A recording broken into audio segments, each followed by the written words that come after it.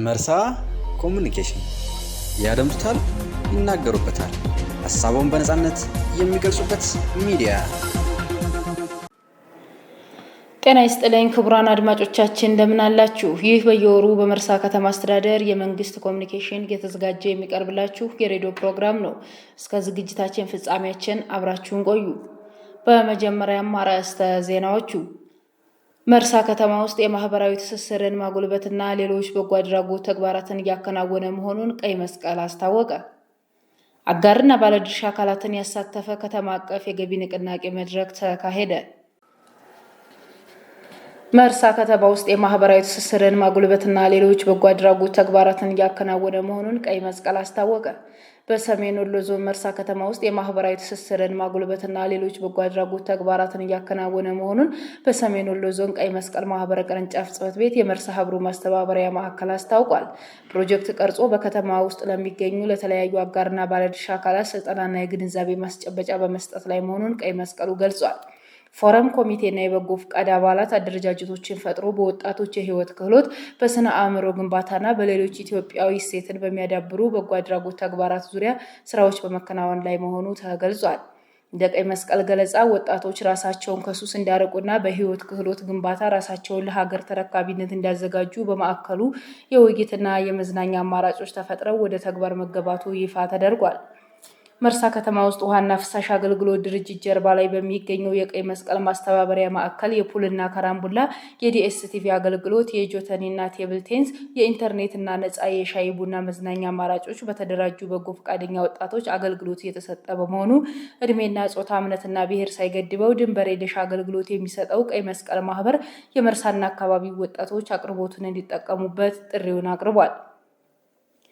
እንደ ቀይ መስቀል ገለጻ ማህበሩ ከህዝብና ከለጋሽ ድርጅቶች ያገኘውን ሀብት መልሶ ለህዝብ አገልግሎት የሚሰጥ መሆኑን አስታውቆ በስነ አእምሮ ባለሙያዎች ችግር ለገጠማቸው ወገኖች የምክርና የሪፈራል ስርዓቱን የተከተለ የሕክምና አገልግሎት እንደሚሰጥ ማህበሩ አስታውቋል። አጋርና ባለድርሻ አካላትን ያሳተፈ ከተማ አቀፍ የገቢ ንቅናቄ መድረክ ተካሄደ። በሰሜን ወሎ ዞን በመርሳ ከተማ አስተዳደር ገቢዎችና ከተማና መሰረተ ልማት ጽሕፈት ቤት በጋራ በተሰናዳ መርሃ ግብር አጋርና ባለድርሻ አካላትን ያሳተፈ የ2018 በጀት ዓመት የገቢ ንቅናቄ መድረክ ተካሂዷል። የንቅናቄ መድረኩን የገቢ ዕቅድ ሰነድ ያቀረቡት የከተማ አስተዳደሩ ገቢዎች ጽሕፈት ቤት ኃላፊ አቶ መለሰ ወልደየስ በ2018 በጀት ዓመት ከመደበኛ ገቢ 113,393,674 ብር፣ ከአገልግሎት ገቢ 120,889,186 ብር በድምሩ 234,282,860 ብር ከተለያዩ የገቢ አርዕስቶች በከተማ ደረጃ ገቢ ለመሰብሰብ ታቅዶ ወደ ስራ እንደተገባ ይፋ አድርገው እቅዱን ለማሳካት የአጋርና ባለድርሻ አካላትን በውጤት የሚለካ ቁርጠኝነትና ኃላፊነትን ይጠይቃል ብለዋል።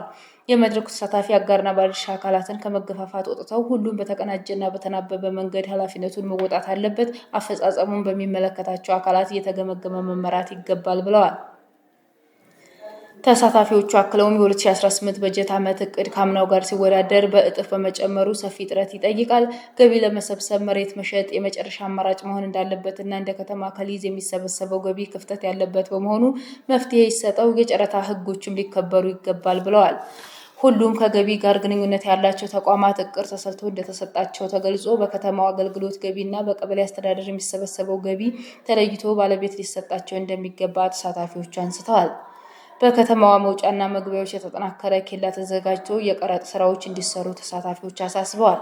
የመርሳ ከተማ አስተዳደር ከንቲባ አቶ መሐመድ ያሲን የገቢ ጉዳይ የከተማ የህልውና ጉዳይ መሆኑን ተናግረው ሁሉም ገቢ የሚሰበሰብ ተቋም በተሰጠው እቅድ መሰረት በፍጥነት ወደ ተግባር መግባት እንዳለበት አሳስበው የገቢ ጉዳይ የከተማው አመራርና ባለድርሻ አካላት የትኩረት ማዕከል ሆኖ እየተገመገመ ይመራል ብለዋል። አቶ መሐመድ ያክለውም የገቢያችንን ስኬት የሚጠብቁ በርካታ ከተማ ተኮር ልማቶች መኖራቸውን አውስተው ባለድርሻ አካላትና መላ ህዝቡ ርብርብ እንዲያደርግ ጥሪ አቅርበዋል። የመርሳ ከተማ አስተዳደር ብልጽግና ፓርቲ ቅርንጫፍ ጽሕፈት ቤት ኃላፊ አቶ አሊ ጉማታ በበኩላቸው የገቢ ዕቅዶችን ለማሳካት በከተማዋ የአመራር እገዛ ትልቅ መሆኑን ገልጸው ወደፊትም የታቀደውን ገቢ ለማሳካት እየገመገምን በመምራት እንሰራለን ብለዋል። የመርሳ ከተማ አስተዳደር ገቢዎች ጽሕፈት ቤት ኃላፊ አቶ መለሰ ወልደየስ በበኩላቸው የገቢ ተግባሮችን በስኬት ለመወጣት በመርሃ ግብር የታገዘ ስምሪት ተሰጥቶ የተገመገመ የሚመራበት ሁኔታ ተመቻችቶ ከእያንዳንዱ የገቢ አርዕስት ለመሰብሰብ ይሰራል ብለዋል። የመርሳ ከተማ አስተዳደር ከተማና መሰረተ ልማት ጽሕፈት ቤት ምክትል ስራ አስኪያጅ አቶ መሐመድ አሊ በበኩላቸው የከብት ተራ፣ የኬላ ቀረጥ፣ የሊዝ ገቢና ሌሎች አገልግሎት ገቢ ችግሮች ተቀርፈው በተናበበና በተቀናጀ መንገድ እቅዱን ለማሳካት ይሰራል ብለዋል። አጋርና ባለድርሻ አካላትን ለገቢ ስራ ትኩረት ሰጥተው እቅዱን በማሳካት በከተማው የታቀዱ ልማቶችን ለማከናወን መግባባት ላይ በመድረስ መድረኩ በስኬት ተጠናቋል። ክቡራን አድማጮቻችን በወር አንድ ጊዜ በመርሳ ኮሙኒኬሽን እየተዘጋጀ የሚቀርብላችሁ የሬዲዮ ፕሮግራማችን የተከታተላችሁትን ይመስላል። በዝግጅታችን ላይ ሀሳብ አስተያየታችሁን በመርሳ ኮሙኒኬሽን የሶሻል ሚዲያ አማራጮች ላኩልን። በቀጣይ በሌሎች ፕሮግራሞች እስከምንገናኝ መልካም ጊዜ። መርሳ ኮሙኒኬሽን ያደምጡታል፣ ይናገሩበታል። ሀሳቡን በነጻነት የሚገልጹበት ሚዲያ